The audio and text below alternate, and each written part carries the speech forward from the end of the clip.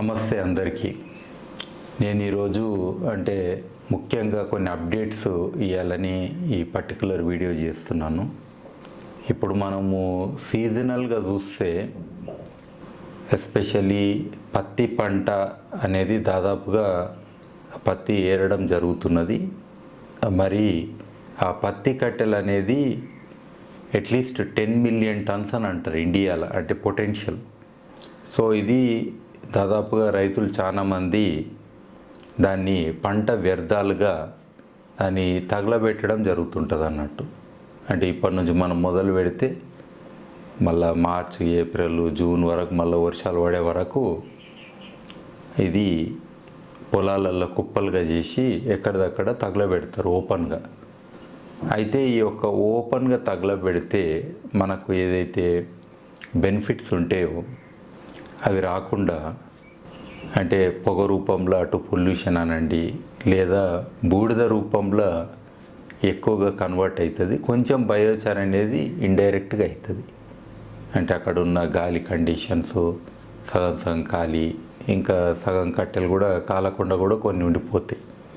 So ఇప్పుడు మనము carbon credits అనండి, లేకపోతే మొత్తం ఇండియాలో ఇప్పుడు ఈ బయోచార్ రిలేటెడ్ ప్రాజెక్ట్స్ ఏవైతే అవుతున్నాయో అందరూ కూడా ఈ యొక్క పత్తి కట్టెను, ఎస్పెషల్లీ ఈ యొక్క మిడిల్ పార్ట్ ఆఫ్ ఇండియా, అంటే అటు మీరు మధ్యప్రదేశ్ అనండి, అంటే సౌత్ ఆఫ్ నర్మదా రివర్ నుంచి, అక్కడ నుంచి మొదలు పెడితే ఇటు మహారాష్ట్ర, అటు గుజరాత్, ఇటు ఛత్తీస్గఢ్, అట్లనే తెలంగాణ, కర్ణాటక. సో ఈ మిడిల్ పోర్షన్ ఎక్కడైతే బ్లాక్ కాటన్ సాయిల్స్ ఉన్నాయో ఎక్కువగా అక్కడ పత్తి పంట కామన్. అయితే ఇక్కడ చాలా అవకాశం ఉంది. ఇంకోటి మనం చూస్తే కూడా ఇక్కడ సాయిల్ డిగ్రేడేషన్ ఉన్నది, తర్వాత కరువు అనేది ఉన్నది. అక్కడ రైతుల యొక్క జీవనోపాధులు కానీ ఇవన్నీ కూడా చాలా కష్టంగా ఉన్న ప్రదేశాలు. సో ఇక్కడ ఈ పత్తి కట్టెతోటి బొగ్గు చేసుకొని ఒక వాల్యుబుల్ రిసోర్స్గా రైతులు మళ్ళా వారి యొక్క భూమి ఒక సత్తువ పెంపొందించడానికి బయోచార్ కంపోస్ట్ ఇవన్నీ చేసుకోవడానికి అవకాశం ఉంది. కాబట్టి సింపుల్ రిక్వెస్ట్ ఏంటంటే ఎవరైనా సరే, అది 1 ఎకరం ఉండని, అర్ధ ఎకరం ఉండని, ఎంత కట్టాను కాదు, కానీ ఒక ట్రెంచ్, ఒకవేళ ట్రెంచ్ లేకపోయినా ఎక్కడన్నా రోడ్ల పొంటి గుంతలు తీసి ఉంటాయి, లేదా మనం నీటి కోసం కూడా కొన్ని గుంతలు తీసి ఉంటాము, లేదంటే ఒక జేసీబీని ఒక అర్ధగంట పిలిపించుకుంటే ఒక 4 ఫీట్ల లోతు, అంటే చిన్న బకెట్ తోటి, అది 2.5 నుంచి 3 ఫీట్ల వెడల్పు తీస్తుంది చిన్న బకెట్. ఒక 10 ఫీట్ల లెంత్ వరకు, 4 ఫీట్ల డెప్త్ వరకు ఒక ట్రెంచ్ చేసుకొని అందులో మనము డైరెక్ట్గా, అంటే నేను ఆల్రెడీ వీడియోలలో కూడా చూపెట్టినా ఎట్లా కన్వర్ట్ చేయాలనేది. ఫస్ట్ ఒక లేయర్ మనము ఈజీగా మండేది ఏదైనా వేస్తే ఫాస్ట్గా క్యాచ్ చేస్తుందని మామూలుగా గడ్డి లాంటిది వేస్తాం, మనం ఎండిపోయిన గడ్డి. దాని మీద పత్తి కట్టే ఒక లేయర్ వేస్తాం అన్నట్టు.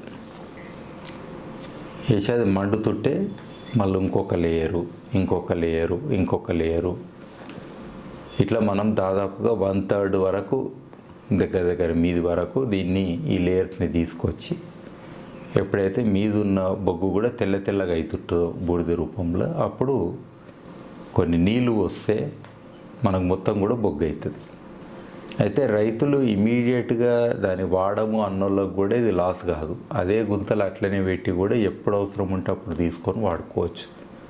ఎందుకంటే ఇది మురుగదు, డీకంపోజ్ కాదు, కంపోస్ట్ కాదు, స్టోరబిలిటీ అనేది 100 ఏళ్ళ నుంచి 1000 ఏళ్ళు ఉంటుంది. కాబట్టి సో అది అక్కడనే ఉంచుకోవడం కూడా, ఒకవేళ వర్షం నీళ్ళు పడ్డా ఆటోమేటిక్గా ఆ ఒక మెచ్యూరిటీ అంటాం మనం బొగ్గుది, అది అవుతుంది అన్నట్టు. అంటే ఈజీగా నీళ్ళని అబ్జార్బ్ చేసుకునే కెపాసిటీ ఇంకా పెరుగుతుంది over a period of time.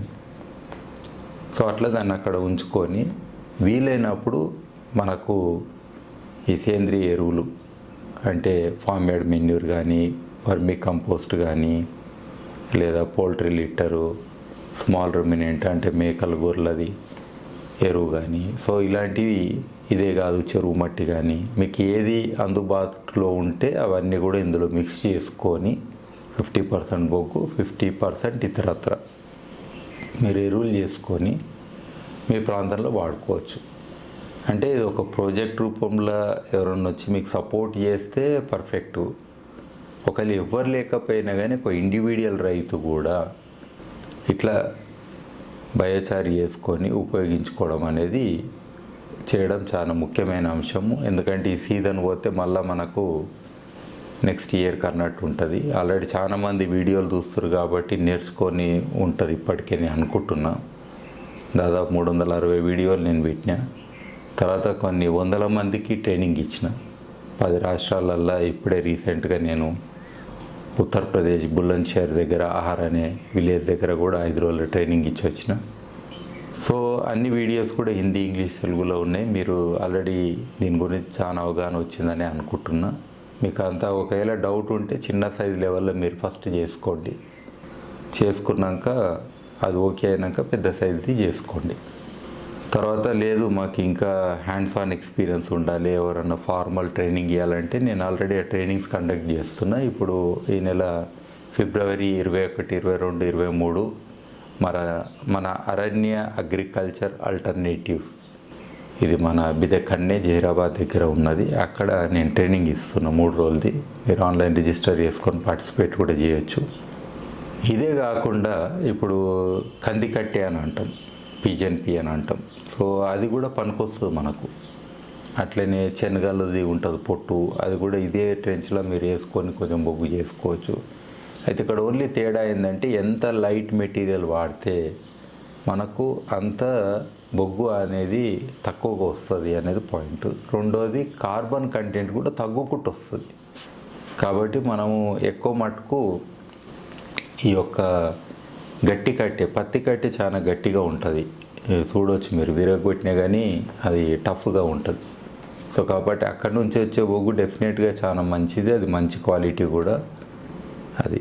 So ఇదే కాకుండా ఇప్పుడు బ్యాంబూ ఫర్ ఎగ్జాంపుల్, ఎస్పెషల్లీ మహారాష్ట్రలో చాలా ఇన్సెంటివ్స్ ఉన్నాయి. గవర్నమెంట్ కూడా ముందుండి అంటే రైతులకు సపోర్ట్ చేస్తూ దీని ఒక మిషన్ లాగా అక్కడ పెద్ద ఎత్తున చేస్తూ ఇన్సెంటివ్స్ కూడా ఇస్తున్నారు. అట్లనే ఇంకా లోకల్గా మీకు ఏ కట్టెైనా సరే ప్రుండింగ్స్ అని అంటాం. ఆ కట్టెలు అంటే ఫర్ ఎగ్జాంపుల్ మనము సుబాబులు అనండి, లేదా యూక్లిప్టస్ అనండి. సో దాన్ని పేపర్ మిల్కి పంపంగా మిగిలిపోయిన కట్టెలు కూడా ఏమైనా ఉంటే జమ చేసుకొని, అట్లనే మ్యాంగో ఆర్చర్డ్స్ ఉంటాయి మనకు, అవి ఇంకా అనారు, ఆ తోటలలో కూడా చాలా ప్రుండింగ్స్ వస్తాయి, వాటిని కన్వర్ట్ చేసుకోవచ్చు. సో ఇట్లా వివిధ అవకాశాలు ఉంటాయి 100%. సో అయితే ఇందులో 2 రకాలు ఉన్నాయి. యాక్చువల్గా మనం బయోచారాన్ని ఎక్కువగా ఈ పదాన్ని వాడేది బొగ్గు మనం భూమిలో వేసి భూమి సత్వ పెంపొందించడానికి దోహదం చేయడానికి బయోచార్ వాడడము. అట్లనే ఆ కార్బన్ క్రెడిట్స్ అంటే మనము గాలిలో ఉన్న కార్బన్ని బొగ్గు రూపంలో భూస్థాపితం చేస్తున్నాం, అంటే 100 ఏళ్ళ నుంచి 1000 ఏళ్ళ వరకు. సో అందుకు ఆ పుణ్యం అనేది మనకు వస్తున్నది. సో కాబట్టి ఆ ఇన్సెంటివ్ అనేది డెఫినెట్గా రైతులకు ఉపయోగమవుతుంది. ఆ ఫెసిలిటేషన్ ప్రాసెస్ కూడా ఎవరైతే ఇన్వాల్వ్ అయ్యారో వాళ్ళకు కూడా కొన్ని ఖర్చులు వెళ్తాయి. సో అందరికి కూడా ఒక నెట్వర్క్ లాగా బాగుంటుంది. అంటే ఎఫ్పిఓస్ వీళ్ళందరూ ముందటికయ్యి ఇప్పటికైనా వాళ్ళకు సంబంధం ఉన్న ఆర్గనైజేషన్స్ తోటి మాట్లాడితే ఇమీడియట్గా రిజిస్ట్రేషన్లు చేసుకొని ఈ యొక్క కార్బన్ క్రెడిట్స్ కింద పెద్ద ఎత్తున చేసే అవకాశం ఉన్నది. సో ఇవన్నీ కూడా రకరకాల ఆప్షన్స్, మనకు ఆపర్చునిటీసు.